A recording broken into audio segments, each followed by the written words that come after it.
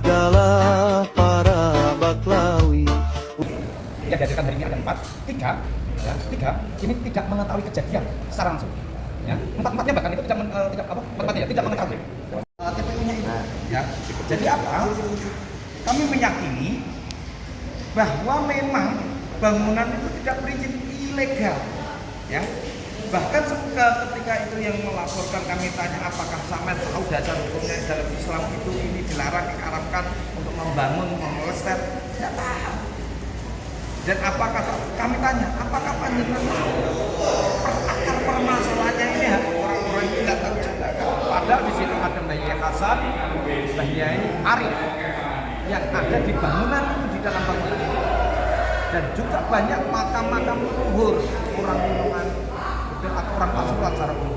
Apakah bisa dinilai bahwasanya si pelapor ini juga tidak tahu kayaknya seperti itu, ya, legal standing, katanya ada kerugian juga, akan tetapi saya mengapunten, mohon maaf, mereka tidak paham dengan mekanisme hukum juga, mereka tidak tahu tentang dasar hukum masalah ini. Nah ini yang siapa yang pertanyaan saya yang bermain di sini, gitu. Ada yang lain? Dari video yang ditayangkan oleh kejaksaan, kita lihat dan kita tahu semua bahwa pembongkaran makam tersebut itu tidak dilakukan oleh Gus Tom dan Gus Puja saja, melainkan banyak masyarakat yang ikut andil dalam pengurusakan di lahan itu. Ini maaf saya, kalau tadi ditanyakan apakah pelapor mengetahui hukum, saya anggap tahu. Kenapa? Setiap orang anggap tahu hukum. Nah kemudian yang menjadi permasalahan, mereka tidak punya hak secara hukum untuk melaporkan itu. Kenapa? Legal standingnya, izin dan lain sebagainya, sebagaimana kita ketahui bersama dalam persidangan yang terbuka bahwa mereka sama sekali tidak punya hak untuk melaporkan itu.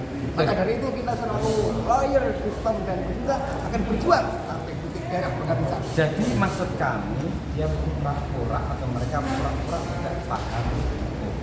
Itu cuma tidak bisa membuktikan bangunan itu adalah milik mereka. Jadi saya tambahkan, mereka mengatakan bahwa undangan itu undangan hall. Padahal di dalam undangan itu jelas untuk masalah makam. Ya, bukan undangan hall, tapi untuk pembongkaran makam. Undangan itu sangat jelas.